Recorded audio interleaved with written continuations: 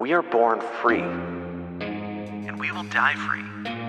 The time in between, though, That's complicated. In that time, governments, institutions, and our egos will limit our ability to find true freedom in this life. These are real stories of real people overcoming the odds, persevering in justice, and unlocking their potential. Welcome to Finding Freedom. Here's your host, John Odermatt. Hey, everybody. Welcome back to another episode of Finding Freedom right here on the Lions of Liberty podcast. And great to have you here recording again on a Sunday night because I am an idiot. I'm just kidding. I might be an idiot, but I got another solo show for you this week because of my own poor planning. I don't know. Long story short, I thought I had scheduled an episode to record this week with a guest, or I should say last week, but alas, it was the following week that I set it up for. So I'm actually have two interviews next week that I'm doing. So next week's show will be an interview, but today, back to the solo show. And I want to kick off today's solo show on this Sunday, this Mother's Day Sunday, as I record late Sunday night, by wishing all of the moms out there a happy Mother's Day. Hopefully all the moms had a restful day, got to do some things that they enjoy with their kids and family. I know that I had a good time with my wife today and our daughter Ruby. We were at a wedding on Saturday, which I'll talk about later. It actually kind of ties into a topic I'm going to discuss. But so the wedding was Saturday, and Sunday we had a little brunch after the wedding, and it was in downtown Pittsburgh. So we live in the suburbs. We don't make it into the big city that often. And if you've ever been to downtown Pittsburgh, if you've been to Mount Washington, maybe if you haven't been to Pittsburgh, maybe you've seen pictures of the of the skyline of Pittsburgh from Mount Washington. It really is a beautiful view. And years ago, in my younger days, I used to live on Mount Washington and run along that strip. One of my favorite times, great memories up there. But anyway, we decided to stop up there, get some pictures from the overlook, ride the incline, because Ruby loves to ride the incline. If you don't know what the incline is, essentially it is a trolley car that goes down a very steep hill and then back up a very steep hill. I'm not going to call it. It is called Mount Washington, but it's really not a mountain, more like a very steep hill. So we did that, walked around a little bit at the bottom, rode back up. And then, as luck would have it, as we're walking back to our car, my wife saw a sign at a storefront at a restaurant, catch the corner of her eye for dragon fruit margaritas. So we stopped for some dragon fruit margaritas and for tacos. And if you're playing along at home and you've been listening to this show, you know my recent history with tacos. So I was a little bit hesitant, but it is Mother's Day. So went ahead, we went and my wife got a margarita. We got some tacos, fingers crossed, still healthy at this point. And I know last week I thought that I was out of the woods when I recorded last week. I was not. It was Monday and Tuesday. I was sick as a dog last week, and Tuesday was my 40th birthday. So that was not fun. It was actually pretty terrible. But I'm good now, mostly on the mend and eating tacos again. So life is good. And so that's where I am right now.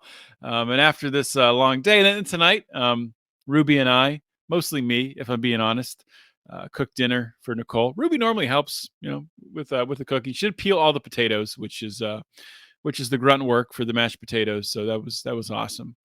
But we cooked a nice dinner: steak, potatoes, and green beans. Mashed potatoes and green beans for Nicole, and the wrap of a great Mother's Day. And got to FaceTime with my mom, and we'll celebrate with her next week. She was off visiting my brother in Maryland, her favorite son, probably.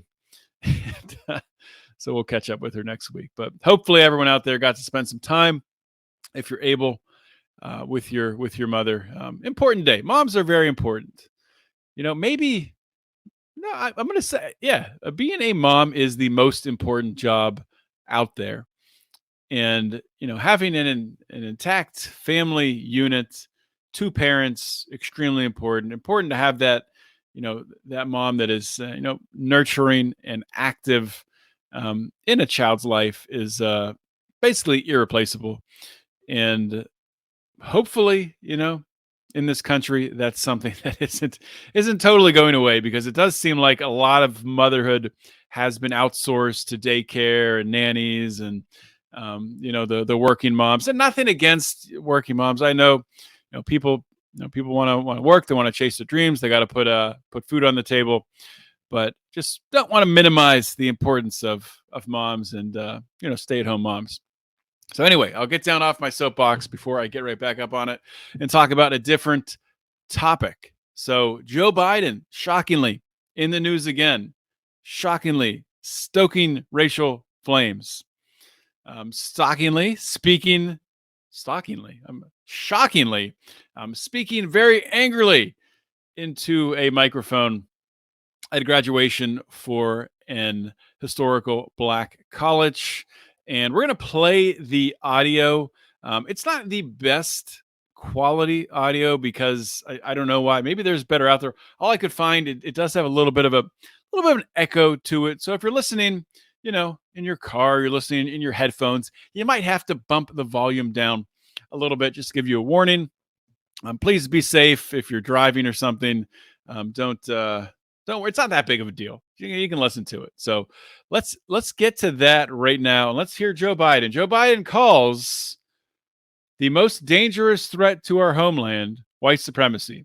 Then he says, "I'm not just saying this because I'm at a Black HBCU." HBCU, of course, stands for historically Black college or university. Key part being historically Black. And he says I'm at a Black HBCU as opposed to a white HBCU. I don't know. It's Joe Biden. You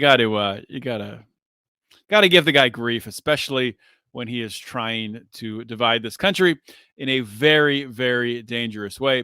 So let's bring it up here and hear from our president, the commander in chief, the angry man who can only string together sentences when he is dividing the country. We know that American history has not always been a fairy tale. From the start, it's been a constant push and pull for more than 240 years between the best of us, the American ideal that we're all created equal, and the worst of us, the harsh reality that racism has long torn us apart. It's a battle that's never really over. But on the best days, enough of us have the guts and the hearts to stand up for the best in us, to choose love over hate, unity over disunity, progress over retreat, to stand up against the poison of white supremacy, as I did my inaugural address, to single out as the most dangerous terrorist threat to our homeland is white supremacy.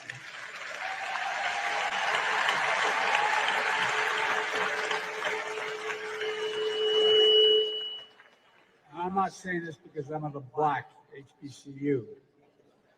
I say it wherever I go. To stand up for truth over lies, lies told for power and profit. To confront the ongoing assault to subvert our elections, suppress our right to vote.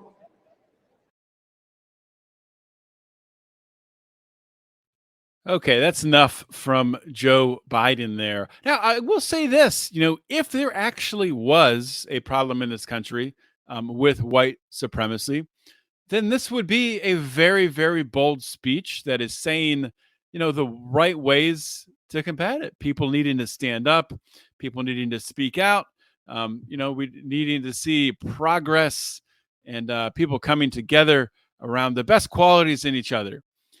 If white supremacy was this huge problem, that would be a good solution. That would actually be an admirable thing to do. Him speaking out against it and providing the path forward. The problem is that white supremacy is not a problem in this country and hasn't been in my entire lifetime. Now, that's not to say that there aren't any white supremacists. I'm not saying that. I'm not saying there aren't any racist people. Of course, there are racist people. Of course, there are hateful people. Of course, there are dangerous, violent people. I'm not saying that.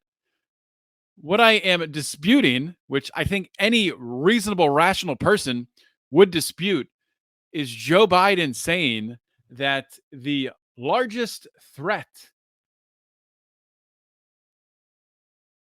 Not trying to get that to play again. Anyway, I don't think that came through. I mistakenly hit the play button on Joe Biden again. That's enough from you, Joe. That is enough. I don't want to hear it again. He called it the most dangerous threat to our homeland. I hate the word homeland. It sounds like we're living in Nazi Germany or something. To our homeland being white supremacy, which is crazy. It's almost like, if we say we turn the clock back to 1993. 1993, I'm 10 years old. Bill Clinton is president, right? And from 1993 to 2023, that's 30 years. First, I would say, imagine the politician in the 90s giving a speech like this, a Democratic politician giving a speech like this, calling white supremacy and racism a problem, a systemic problem throughout culture. You're calling it the largest problem in the United States. You're saying it's everywhere. It's embedded in everything. That would be insane to do that in the 90s, the early 2000s. And, if somebody wants to go back and dig up a politician saying something like that, I'm sure that there have been some things on the fringe where politicians have spoken that way. Al Sharpton, I'm sure, has said some things like that. But to have it being like the theme of this is like literally one of the only things Joe Biden and the Democrat Party talk about is how racist everyone is. So it's crazy. It's crazy for me to think, like, if we just look back to Bill Clinton being president and Bill Clinton giving a speech like this, just angry, divisive, pulling people apart, it would be crazy to watch. And it didn't happen. And then the other crazy thing, if we think back to these last 30 years, for almost a third of it, a black man was president of the United States. Barack Obama was president from 2008 to 2016.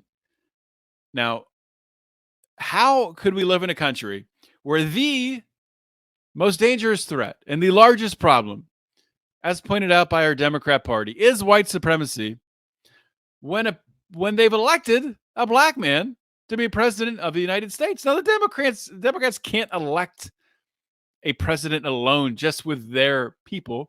They have to sway Republicans. They have to sway independents. It's insane. And there weren't like all kinds, and when Barack Obama was president, there weren't like all kinds of, demonstrations and violent attacks happening. And there was none of that. So it's crazy. It's absolutely bonkers to see this today, to see how the Democrats use black people as pawns in order to divide, in order to, stoke the flames of racism and actually create racism, which is disgusting. I mean, Joe Biden is creating more racism than probably any president, at least in the last 50 years, I would say, actively creating racists.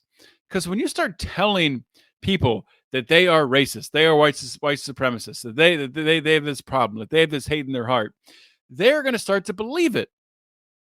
But just by doubt, people will start to act that way. Oh, if you're going to call me a white supremacist, maybe I am white supremacist. I mean, this is what will happen. This is psychological, and maybe this is what they want to happen.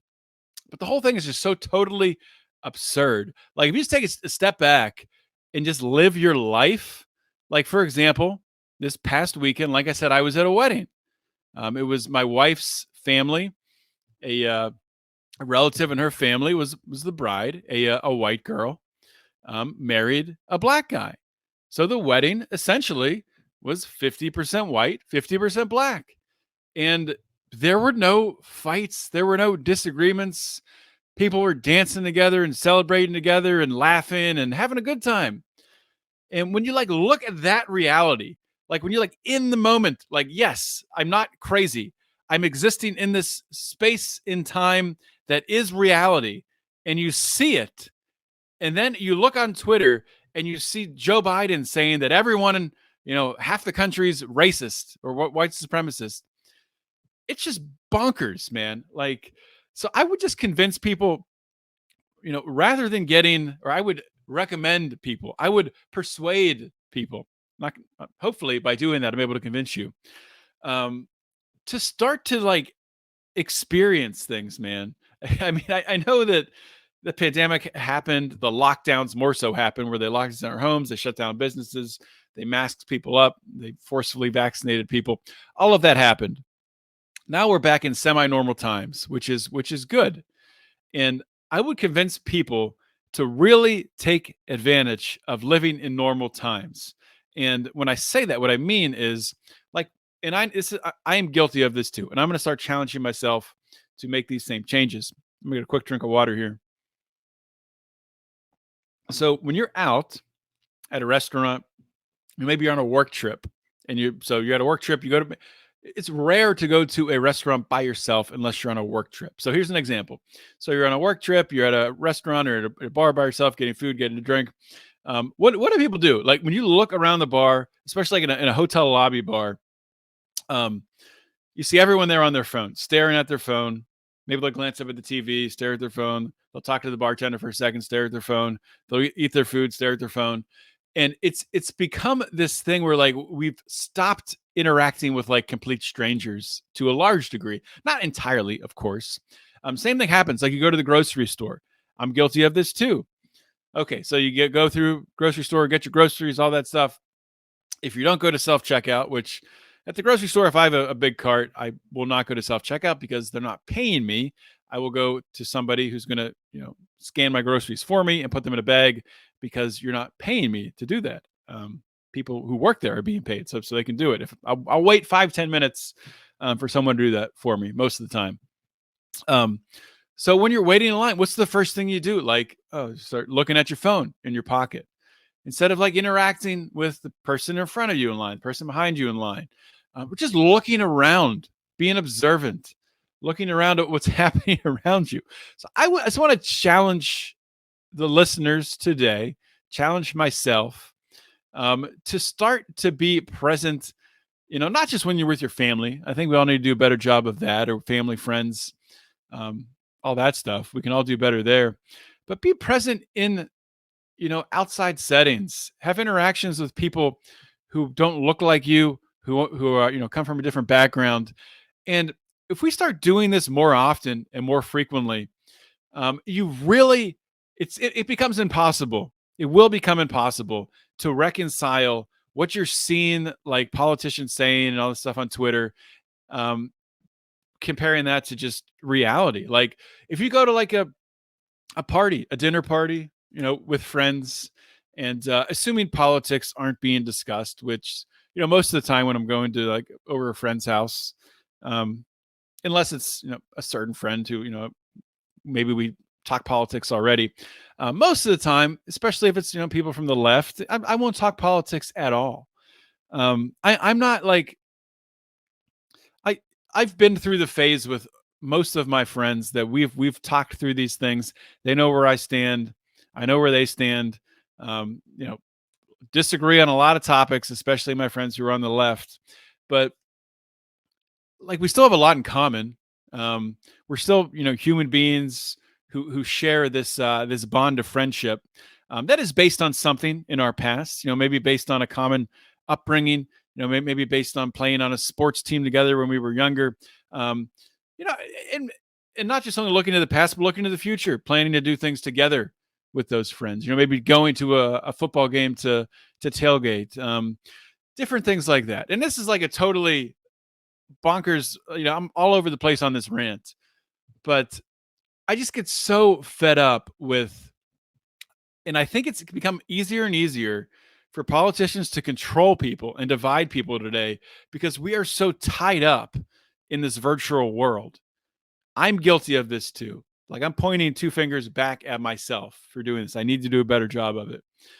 We are so tied up in this virtual world that they're able to control us. We're having our opinions assigned to us. Or even if we don't agree, of course, if we don't agree with the opinions, like I disagree with Joe Biden, he's still influencing me in some way. He's still causing me to react. I'm creating this podcast. But hopefully, by creating this podcast and the angle I'm taking, the takeaway, what I'm trying to persuade others to do, hopefully this will lead to a positive result and not just negative anger, which that was my first reaction when I saw this video from the president of the United States. What's his middle name? Like Robitaille or something? Biden? I can't remember. Joe, whatever his middle name is, Biden. But it just blows my mind. And it's so cool. And another cool thing about this wedding, which is kind of unrelated, but I think it's awesome when people do this, when a bride and groom do this, when they invite kids to the wedding. I know this is like people be separated on this. And I know not everyone can invite like kids to weddings, it's cost money, all that stuff. Get it, 100%. There's restraints there. We had some kids at our wedding, but we kept it limited to certain family members. But it just so happened that this wedding, it was like everyone who had a kid, not everyone, but a lot of people were able to bring kids. Like close family members were able to bring kids. And I think that's like so important for, like my daughter Ruby was able to come with us. And a lot of people would be like, oh, well, you had to bring your daughter. You couldn't totally have a good time and relax. Yeah, I still had a great time. It was different. But it was so important for her to see that. For a 7.5-year-old girl to see a wedding, to participate in that. I remember when I was a kid going to weddings and, dancing on the dance floor with my brother and sister and cousins. Ruby got to do the same thing with her cousins and a little more distant relatives. And this is such an important experience. And when I see things like this, it just makes me even more angry about what the government did to us with the lockdowns and telling people they couldn't gather and couldn't get together, and we had to socially distance and we had to mask.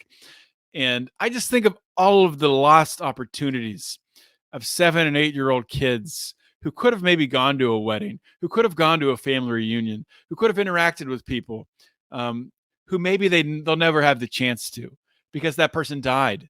They passed away during that time, and they didn't. Maybe that event was canceled or was postponed, and those moments being stolen.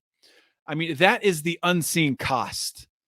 This is one of the biggest unseen costs of this, government control machine that occurred in 2020, 2021. And it makes me just so upset to think about that again. But once again, to go back to turning this into a positive. So remember that, but take that anger and then, take your kids to more events where they're with family. Set something up with distant family. Have a family reunion, something like that. I'll get off my soapbox before I get back up on a different soapbox. Next topic for today. So there's an NBA player. I don't watch the NBA. I will be the first to admit that I haven't watched the NBA since Michael Jordan was playing. I've watched I watched a couple of LeBron's games. I used to watch him a little bit when it was LeBron and D Wade on the Heat. Watch games here and there, but when Jordan played and I was a kid, I would watch every game I could, start to finish, watch the whole game. Playoffs, man, I watched every Bulls playoff game that I could. I was obsessed with it. I watch mostly college basketball now. And Pittsburgh doesn't have a team.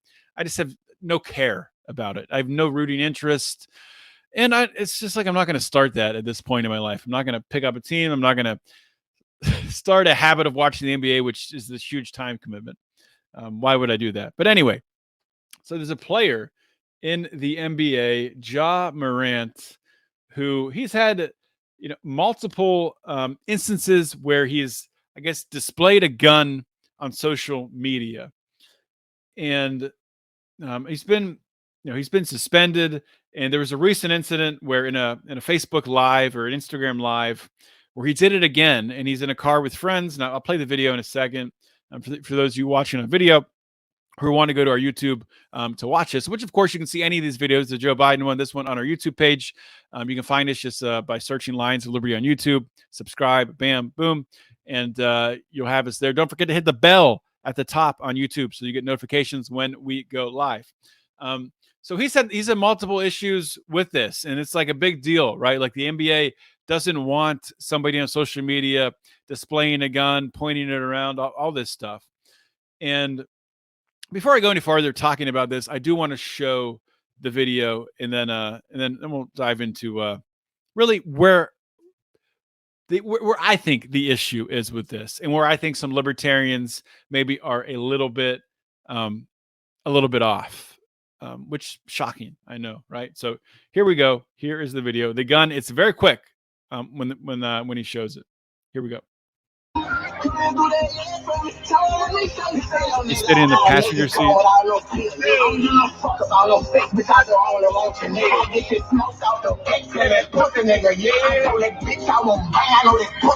There, he just showed it there. That was him showing the gun right there. So, that'll turn this into an explicitly rated show. A little bit of language there. Apologize. If you have kids that are listening, I should have said that beforehand. Hopefully, kids were not listening. If they were, I really do apologize. This is going to be marked explicit.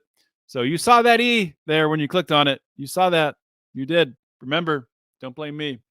Blame yourself for not for playing this for your kids with that E next to it. So here's what I think about this. So I've seen a couple takes on libertarian Twitter where people say, what is the NBA against self-defense? Because the NBA, it's being floated out there. The commentators, the talking heads are saying he should be suspended for a year for this video, which I think is kind of absurd. He's had, I guess, multiple instances like this with a gun, showing a gun on social media. And there was also an event at his house where he was playing basketball and got in a fight with, I think, a teenager who was playing basketball with him at his house. And he went in his house and got a gun. He came out with the gun in his waistband, holding it with his hand on it. So really some dumb stuff. Like, let's just call it what it is. Really, really stupid thing to do. And irresponsible gun ownership. And so I would say to the libertarians who are saying, oh, what, the NBA, like, are they against like self-defense? Because I assume these are guns that he owns legally. And what my response to these libertarians would be, no, the NBA is watching out for their image. And obviously the demographic, a large percentage of those who are watching the NBA are Black. They're young people. They're impressionable. And the NBA doesn't want an image where they are platforming someone who is behaving irresponsibly with a firearm. And, you would think that most libertarians would understand the importance of responsible firearm ownership, conducting yourself responsibly, having trigger discipline, not pulling a gun out and pointing in the air when you're in a car just for a rap song. Just not smart stuff. Very irresponsible gun ownership. Is it a crime? No. Should he be suspended? I don't know. I'm not the NBA commissioner. Like I said, I'm very disconnected from the league. I think having some sort of punishment obviously is probably necessary. You don't want this to become like a normal thing. You don't want to, I think more than anything, you don't want to promote irresponsible gun ownership. Now, what would be cool is if the NBA, because I haven't seen it really called out like that. It's like, oh my God, it's basically just focusing on, oh, he has a gun. It's terrible. They should be focusing on, he has a gun and he's acting irresponsibly with it. It would be cool if there was like another NBA player or groups of NBA players who were like, yeah, we carry guns and we are responsible. And maybe like I said, I don't follow it. Maybe there are people speaking out in this fashion. Hopefully they are, but this is what they should be doing. So I would be agreeing with them if they're already saying this. I don't know if they are. They should be saying, yes, we carry a gun, and I'm armed, the X amount of the time, and I carry for self-defense. And the way that he's acting is very irresponsible, and it's not the way that you should be acting with a firearm. The only time that you would ever pull a firearm out of its holster is when your own life is in danger. So pulling it out for a rap song, that's irresponsible behavior. That's dangerous behavior. That's not anything that we should be promoting, as an NBA organization, for one of our players acting that way. So that's like the response. And I mean, ideally, I would love it if they would just use it as a platform to grow gun ownership, safe gun ownership, to learn how to become a responsible gun owner, to directing fans and people who follow the team to courses where they can learn to become responsible gun owners, how important this is, self-defense. And of course it's never going to happen, and I'm not delusional. I know we live in a very leftist media world, a very leftist corporate world, and this includes NBA franchises, NFL franchises, Major League Baseball, NHL, all this stuff. They're all leftist to the T. They all follow the DEI, diversity, equity, inclusion, and they're afraid to. And of course, what goes along with that is the gun control narrative that they all fall in line with. So that's never going to happen. I'm just saying, like, ideally, that's the response, and like ideally, that's how a libertarian or a conservative, anybody who is consistent on the Second Amendment, that's what they should be saying in response to this. I think that's really the only rational response. If you disagree with me, come let me know. Follow me on Twitter at John Odermatt. Send me an email, john@lionsofliberty.com. And let's go to the next story here, the last one. So we're going to talk about the economy going in the crapper, which is really definitely happening now. There's a lot of indicators, but I do want to talk briefly here about an article from Zero Hedge. So, an article in Zero Hedge titled "There Goes the U.S. Consumer: Card Data Reveal First Drop in Household Spending in 2 years as Upper Income Wages Tumble and Unemployment Benefits Soar." So and there's a lot of charts in here. Zero Hedge is great with charts, but one chart here, which I believe is the second one down, I'm talking about this drop in consumer spending. And looking at consumer spending, both total, and what they did is it's an aggregate, and this is Bank of America, aggregate of debit, credit card spending, and then they split it up into retail versus services. Then they have a total as well. And I might as well share. I'll share the graph here on the screen for those following along at home. Why not share what the heck I'm looking at? Okay, so if you're looking, if you're looking on the YouTube, if you're watching on YouTube, you can now see the graph that I am looking at. Try and make it bigger for you. That might have made it smaller. Anyway, so I mean the key takeaway here. So I'll say it again. Bank of America aggregated credit and debit card spending per household slowed further to minus 1.2 year over year in April, the first negative month year over year since February 2021. Important to remember, February 2021, that's during the pandemic. This was very much manipulated times, not really a good data point to compare to, based with the entire world being shut down for more than a year. So, but it does show the trend, right? So you can see obviously this clear downward trend. The graph here is from July of 21 to April of 23, and you can see both the retail and the total card spending dropping below zero. The services still barely above 0%. So going to the next graph here that I wanted to talk about. So next one talks about in previous consumer checkpoints, Bank of America had discussed how the underlying consumer spending outlook hinges on not only shorter term factors such as lower tax refunds, but also the state of the labor market, right? So we've had a very strong labor market for the past several years, even in the face of this high inflation, this out of control inflation, which has slowed a little bit within the past year. So continuing on, reading, in fact, the strength in the labor market, both in terms of jobs and wage growth, has helped keep consumer spending in the face of higher prices, which is what I just said. Not sure why I read that again. This is what I get for reading an article. But anyway, you get the point here. So recent data, including April's employment report, suggests labor markets remain tight by historical standards. The bank warns that there are broad signs of moderation in the labor market. Non-farm payrolls increased by 253,000 in April, down from the 2022 monthly average of 400,000.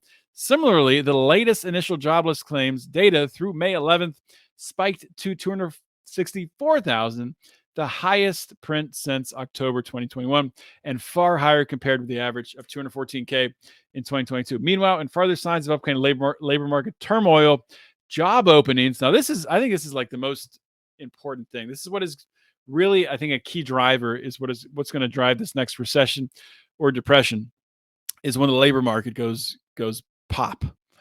And it is going to happen. I already see it. I see it in companies. We're seeing the layoffs in the tech sector. Companies starting to tighten the belt, getting ready for what's coming, starting to hold more cash. So job openings fell in March, fell 20% over the peak of a year ago. But perhaps most notably, there was further differentiation in the labor market among income groups. Now, this is interesting. Bank of America internal data offers additional insight into which people and households are seeing the clearest impact from the early labor market deterioration. The bank identified households receiving unemployment benefits through direct deposit and detected changes in trends across income cohorts. So the number of unemployment benefit recipients among higher income households increased over 40% in April from the fairly low levels of a year ago. This was the fastest increase among all cohorts and 5 times more than the percent year-over-year increase for lower income recipients. So we're seeing the higher income owners being hit to a larger degree than the lower income earners when it comes to an increase in unemployment benefits. Now, why is this important? Because what drives the economy? So if I scroll down, there's more stuff backing this up. So why does this all matter? Because when you look at what drives an economy, the highest 40% of households by income account for over 60% of overall consumer spending. So a labor market slowdown driven by the higher end of the income scale. And that, not just, people on welfare suffering or, lower income. Of course, they're suffering too. But when you have it at a larger degree being driven by the higher end, it could have a greatly outsized impact on the overall economy. And I would think that this could make our recession, we could get to the worst phases of this recession, depression, more quickly. Because, those who are higher income earners, more successful, generally make better decisions. They'll pull back, they'll save more. And I think it could lead to a pretty rapid contraction, really, with the economy. So one more note here. So the flip side is that while the labor market is beginning to soften from a very lofty initial position, it'll likely take quite some time for the full impact on consumer spending comes through. Maybe, I don't know about that. Savings balances. So they're saying this is why, because which this doesn't make entire sense to me. So this next graph shows savings balances continue at a level much above 2019 pre-government lockdown pandemic era. So deposit levels remain much higher, like up to 70% higher than the average in 2019. This is across all income cohorts. So they're measuring like over 250K, 150 to 250, 100 to 150, 50 to 100, and less than 50K. And when you look at the graph 2019, there's a big spike up at 2020 as people, nobody could travel. Of course, people were saving. I was saving a ton of money back then. Plus, the government's giving out checks. And there's even a bigger spike in 2021. That's when they were real. That might have been the second stimulus payment. People still really can't travel. Then it comes down. People start spending money. Spikes up a little bit in early 2022, and then spikes down. That's probably more like a seasonal thing around, I guess that's the beginning of 2022. Spikes up and then back down again, then spikes up at the beginning of 2023. And now we're going back down again in savings, but it's still very elevated, which is interesting. What I was saying before, this doesn't really mesh with like what I've seen with the increase in credit card debt. Kind of what this tells me is that people are accruing more and more credit card debt, but they're still saving money, which is interesting. It's a sort of interesting phenomenon that people continue to save and then not pay their credit card bills. Now, what I think is happening here, if this is indeed what's happening, unless I'm totally missing this and there's some other factor here, people don't want to get caught in the same position as what happened to many people when they lost their job, their business was shut down in 2020. They maybe didn't have the savings they wanted to. So yeah, they'll build up some credit card debt because they're still trying to live. They're still trying to keep up with inflation. They're trying to buy a car. They're trying to buy a house. They're trying to do all these different things. But at the same time, they want to have that safety net. So sure, credit card interest rates go up. It's going to screw them in that regard. But they still have some defense in their savings. They can battle back a little bit. Now, I would not advise anyone to act this way. I think rather than having the savings, you should probably pay off as much debt as you can. You should obviously always have some savings. But if you're literally like accruing credit card debt at a similar rate to your savings growing, that just doesn't make sense. And that's just a misallocation of your financial portfolio you need to fix. Obviously, I don't think that's anything groundbreaking there. But that's all I want to talk about with the changes with U.S. consumer spending. And just wanted to touch on that. So, we talked about Joe Biden, white supremacy, the division that we have in this country. We talked about Ja Morant, the NBA player, being irresponsible as a gun owner. And we talked about the coming economic collapse, which maybe we're starting to see some signs of that speeding up with reductions in consumer spending. And, just to go back to consumer spending for a minute, we've definitely changed our spending habits as a family, speaking for myself, compared to 2019. Just totally different allocation of how we spend our money. And it's interesting that I wouldn't be surprised if there's really an overall macro trend to this, but we are saving more as a percentage of our income compared to 2019. We also more short-term savings, keeping that number higher. And at the same time, at least me and maybe more people are doing this as well. This could also kind of factor into the way people are thinking. As they're still accruing credit card debt, they're also increasing their savings, or at least maintaining their savings. I think people understand that we're coming into uncertain economic times and there is going to be some opportunity. So maybe they are trying to maintain that savings level so they're able to capitalize maybe on some of these discounted prices coming up, maybe to buy a house after the housing market goes kaboom, when commercial real estate goes kaboom. To scoop up some property, to buy some raw land, things like that. So that's where my thought process is. So I'm sure a lot of other people are thinking the same way. That probably is at least a part of the driver. But interesting stuff. Hopefully you guys enjoyed this episode today. If you did, why don't you support the show? You should. Hopefully you're subscribed to this channel, at least the Lions of Liberty network, to wherever you listen to the podcast. If you're not, just go up and subscribe. Hit that little plus sign on Apple. They make it so hard to subscribe nowadays, or follow, whatever they call it. And it looks like Apple's like gotten rid of reviews. I haven't been able to find them. I don't know what happened to 5-star reviews, leaving the rating and leaving a comment. I can't find it on my phone, so I got to look into that. If anybody knows like where that is now, please send me a message. And so please do that. And then also, if you're not a patron, if you're not supporting us, we would really appreciate it if you would. Brian and I do put a lot into our bonus content. We put a lot into the perks that we give our Pride members. You can join patreon.com/Lions of Liberty, lionsofliberty.locals.com.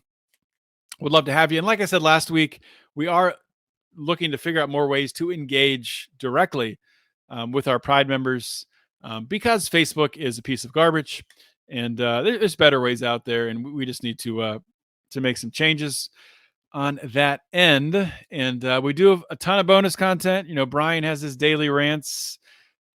Every interview that I do is going to have up to 99% are going to have a bonus segment attached to them. I have 2 next week. I'll be recording 15-minute at a minimum bonus sections with them. So please join the Lions of Liberty Pride. And lastly, so there's a second feed, a second Finding Freedom feed.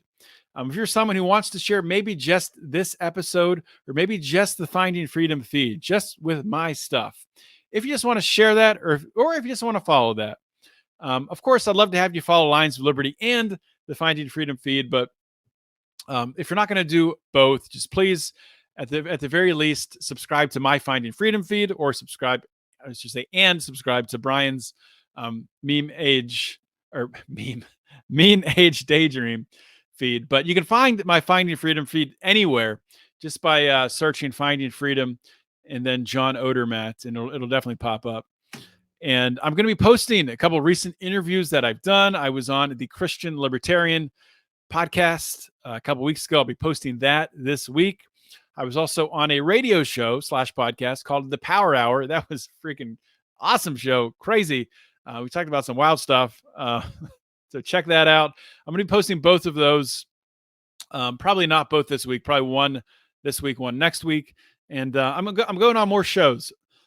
So if you're someone who has a show and would like to have me on, feel free to reach out. I am prioritizing larger audiences first. So the bigger people with bigger audiences, of course, that's just the way capitalism works. Those are the ones that I devote my time to first. But I'm looking like once every 2 weeks, I'm looking to go on another podcast, promote what we're doing here at Lions of Liberty, and bring more people to the show. We will be at PorcFest in June. So if you're going to PorcFest, look forward to seeing you there. And yeah, that's it. Hopefully everyone has a great week this week. Always remember to keep your head up and the fires of liberty burning.